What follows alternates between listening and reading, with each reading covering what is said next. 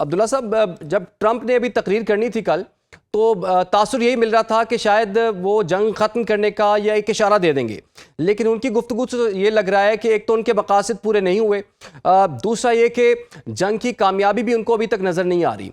तो पूरा ख़ित्ता इस वक्त बड़ी परेशानी में मुब्तला था कि बड़ी गैर यकीनी की सूरत हाल थी, मुआशी इसका इम्पैक्ट वो अलग सूरत हाल है। तो आगे जंग किस तरफ जाती हुई आपको दिखाई दे रही है, और ट्रंप जो है वो किस हद तक जा सकते हैं इस जंग में? बिस्मिल्लाहिर्रहमानिर्रहीम। बहुत बहुत शुक्रिया इमरान साहब, आपने जो बात कही कि पत्थर के जमाने में धकेल देंगे, ये बातें वो बहुत पहले भी कहते रहे, बहुत लोगों को पत्थर के जमाने पे धकेलते रहे और उसके बाद फिर वो खुद ही जो धकेलने वाले थे वो खुद ही यहाँ से दुनिया से निकल लिए। इसलिए ये बातें सिर्फ कहने की होती हैं। लेट्स टॉक अबाउट के रियलिटी क्या है। रियलिटीज को देखें तो जिस ईरान को वो तनहा करने आए थे सिफारती सतह के ऊपर, आज उसके साथ रूस की हमदर्दियां, चीन की हमदर्दियां, पाकिस्तान की हमदर्दियां और ओमान की हमदर्दियां और दीगर ममालिक की हमदर्दियां और पूरी दुनिया की अवाम की हमदर्दियां, हद यह है कि अमेरिका के 80 लाख लोगों की हमदर्दियां इस टाइम पे ईरान के साथ हैं। अच्छा, उसके बाद आप देखें कि यूरोपियन यूनियन इस जंग में हिस्सा ना लेके एक्चुअली एक किस्म की ईरान को ही सपोर्ट कर रही है। तो सिफारती सतह के ऊपर तो आई थिंक के America already they have lost the war.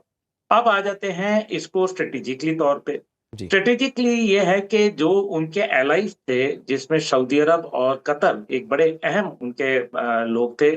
आज आप देखिए कि सऊदी अरब और कतर ने दौरान जंग यूक्रेन से मुआहदा करके अमेरिका के दिफाई निज़ाम पर अदम एतमाद का खुला इज़हार कर दिया है। और यही वजह है कि सदर ट्रंप तिलमिला उठे। एक सुपर पावर के सदर को जातियात के ऊपर आते हुए पहले मैंने नहीं देखा कभी, लेकिन बहरहाल वो इसी किस्म के हैं, कभी वो नाचते गाते हैं। बहरहाल वो एक ऐसे सदर हैं जिनको अगर रंगीला मिजाज कहा जाए तो गलत नहीं होगा। और फिर ये ऐलान करते करते अचानक जंग का ऐलान क्यों कर दिया? लगता है कि एप्स्टीन फाइल का कोई अगला हिस्सा उनको उनके दामाद जैरेड कुशनर ने तोहफतन पेश कर दिया, जिसकी बुनियाद के ऊपर उनको अपने फैसले को मुअख्खर करना पड़ा। ये फैसला जो है, इसके अंदर पेंटागन की मर्जी शामिल नहीं है, हम्म। इसके अंदर वजीर दिफा पीट हेग्सेट की मर्जी शामिल नहीं है। और अभी जिस तरीके से उन्होंने अपने चीफ ऑफ स्टाफ को निकाला है, जनरल क्या नाम है उसका, जेरी का, तो एंडी जॉर्ज। आप मुझे ये बताएं कि ये क्या हो क्या रहा है इस टाइम पे। तो इससे ये नजर आता है कि अमेरिका के अंदर सोच का एक बहुत बड़ा बहरान है। अब इसको स्ट्रेटेजिकली अगर दूसरी नजर से देखें तो आपनाए हुर्मुज पे उन्होंने कह दिया है कि हमें तो तेल का कोई प्रॉब्लम नहीं है। यहाँ दो बातें बड़ी अहम है। एक तो कि आपने वेनेजुएला के सदर को इसलिए नहीं उठाया कि उसका कोई जुर्म था, आपने इसलिए उठाया कि वो आपको तेल नहीं दे रहा था और आप उसका तेल निकालने वहां पहुंच गए। जी। और आपने खुलेआम कह दिया कि हमारे पास वेनेजुएला का तेल मौजूद है और जिनको मशरिक वस्ता से तेल चाहिए, यानी कि यूरोपियन यूनियन को, तो वो वहां से ले ले। अब यूरोपियन यूनियन के 35 ममालिक ने ऐलान किया है कि वो एक अगले हफ्ते एक महफिल सजा रहे हैं, उसमें हुर्मुज के हवाले से वो बातचीत करेंगे। भारत देखते हैं कि क्या होता है। अच्छा अच्छा, अब्दुल्ला अब वो बिल्कुल क्या साहब, कर अभी सकते कथा हैं? कलामी की तो माजरत, आपने बड़ा अहम नुक्ता जो उठाया कि अमरीकी वज़ीर जंग ने उसके आर्मी चीफ को जो है ओहदे से हटा दिया है। तो चलती हुई जंग में, यानी कि जंग अभी चल रही है, ख़त्म नहीं हुई, मकासद वो खुद कह रहे हैं पूरे नहीं हुए, और एक के बाद एक जो है नाकामी अमरीका के हाथ में या उसकी किस्मत में आ रही है। तो ऐसे में आर्मी चीफ को हटा देना ये कितना सिग्निफिकेंट है, कितना अलार्मिंग है? दूसरा ये कि ट्रंप हुकूमत के अंदर में भी बड़ी तब्दीलियां हमें नजर आ रही हैं, और लगता यही है कि अंदर से मुखालिफत बढ़ रही है। तो ये जो मुखालिफत है, ट्रंप इसको कैसे हैंडल करेंगे अब? देखिए, जनरल रैंडी जॉर्ज को हटाना, उसके मकासद तो पता होने चाहिए ना। ये रैंडी जॉर्ज तो उन्होंने खुद लगाए थे और उसके मैं जेरी कह बैठा गलती से। तो मकसद यहाँ ये है कि ये क्यों हो रहा है दौरान जंग, ये काम करना, अपनी फौज को डीमोरलाइज करना। इसका मतलब है कि फौज उनसे इत्तेफाक नहीं कर रही, ये है वो असल बात।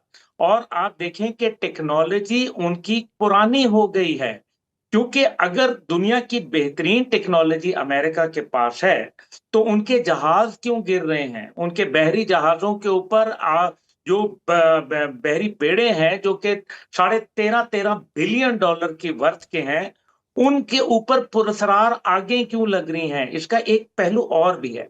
8 माह से ये बहरी जहाज वहां फिर रहा था। पहले ये जापान के पास था और ये लोग छुट्टी पे जाना चाहते थे। 4 महीने से ज्यादा ये सेलर्स वहां पर समुद्र पे गुजार नहीं सकते। तो एक पहलू ये भी बताया जा रहा है कि शायद सेलर्स में बगावत हुई और उन्होंने खुद ही आग लगा दी। अच्छा, इसके एक और पहलू है, दुनिया किस तरफ जा रही है। चाइना और जापान के ताल्लुकात सबसे कम तरीन सतह के ऊपर पहुंच चुके हैं और जापान के अंदर बकायदा मिसाइल लगा दिए गए हैं शहरों के अंदर, जिनकी वीडियोस वगैरह नजर आ रही हैं। दूसरी जानिब नॉर्थ कोरिया मिसाइल पे मिसाइल टेस्ट कर रहा है, जो कि यकीनन जापान के लिए एक बहुत बड़ा खतरा बनकर निकल रहा है और साउथ कोरिया के लिए भी। तीसरी जानिब हम ये देख रहे हैं कि यूक्रेन के हवाले से जो अभी एक तरफ तो आप सुन रहे हैं कि बार बार स्टीयर क्रॉमर जो कि कियर स्टार्मर वो बात कर रहे हैं, वजीर आजम बरतानिया, कि जी हम तो जंग का हिस्सा नहीं बनेंगे, लेकिन इसके पीछे वजूहात जानने की जरूरत है। जी 70% उन्होंने अपना असला और दिफाई निजाम यूक्रेन के हवाले कर दिया है और यूक्रेन के हवाले करने के बाद उनके पल्ले कुछ नहीं रह गया। इसलिए जो यूक्रेन है वो बढ़ बढ़कर आपने देखा कि किस तरीके से रूस पर हमले कर रहा है by using the aerial space of many countries like Lithuania, Latvia and Estonia. जिससे ये हो रहा है कि अगर रशिया ने रिटेलिएट किया, और ये मैं आपको गुजारिश कर दूं कि वहां बकायदा मोबाइल फोन्स पे हर रोज अलार्म बज रहे हैं, रात 3 बजे, रात 2 बजे, कभी दिन के वक्त के आप जो है वो ड्रोन अलर्ट आता है और कहते हैं कि जी आप 2 दीवारों के दरमियान अपने आप को पनाह लें। इसका मतलब यह है कि ये जंग फैलती जा रही है और ये सिर्फ मशरिक वुस्ता तक नहीं बल्कि ये एक आलमी जंग के तौर पर सामने आ रही है। और अगर मशरिक वुस्ता के ममालिक के हवाले से अगर सिर्फ देख लिया जाए तो उनको मुआशी बहरान उनका शदीद नौयत इख्तियार कर गया है जी और इस तरह वो कलैप्स कर जाएंगे। इस टाइम पे एक बड़ी रकम यूएई और दीगर ममालिक से लोग निकाल चुके हैं। सिर्फ मसला यहाँ ये है कि इस जंग के जो डायनेमिक्स हैं वो तब्दील हो रहे हैं। रूस ने कहीं ये उड़ती उड़ती बातें आ रही हैं, अनकंफर्म न्यूज, कि रूस ये कह रहा है कि हम तो फिर इसके अंदर अगर आप बूट्स ऑन ग्राउंड करेंगे तो हम भी इसके अंदर शराकतदार बन जाएंगे। दूसरी जानिब चेचनिया और दीगर इलाकों के जो मुजाहिदीन हैं वो ये कह रहे हैं कि हम भी खुरासान से एक फौज लेके आएंगे। अब ये बातें बड़ी खतरनाक हैं और हम्म, इसका जो आपने शुरू में जिक्र किया प्रॉक्सीज के हवाले से, तो प्रॉक्सीज तो फिर पूरे इलाके में फैल जाएंगी, तो फिर ये अरब दुनिया कैसे बर्दाश्त करेगी। अच्छा, जो इसका फॉल आउट इफेक्ट होगा आप उसके अंदर देखें देखें नाउ दिस इज नॉट, यहाँ अब ये बातें नहीं रह गई। आने वाले वर्ल्ड ऑर्डर के अंदर क्या अमेरिका डोमिनेट कर रहा होगा, या डॉलर का राज होगा, या युआन का रूबल का राज होगा? जी क्या एससीओ मुतबादल होगा, एशियन डेवलपमेंट बैंक मुतबादल होगा आईएमएफ और वर्ल्ड बैंक का? क्या शंघाई कॉरपोरेशन ऑर्गेनाइजेशन तब्दील कर दी जाएगी यूनाइटेड नेशन के साथ? क्या फिर आने वाले वक्तों के अंदर जो मामलात हैं वो ईस्ट पॉलिसी से चलेंगे या वेस्ट पॉलिसी से चलेंगे? ये वो चीजें हैं जो दुनिया को इस टाइम पे सोचनी चाहिए। बिल्कुल one thing is very clear and you know it is very candid कि एक चीज तो वाज़ेह हो गई कि अमेरिका अब अपना सुपर पावर का स्टेटस बरकरार नहीं रख पा रहा। और बिल्कुल यही वजह है कि अमेरिका हर किस्म की गलती पे गलती किए चला जा रहा है और ये जो एग्रेशन होता है ये वीकनेस की निशानी होता है और कंसेशन जो होता है वो कॉन्फिडेंस देने का नाम होता है।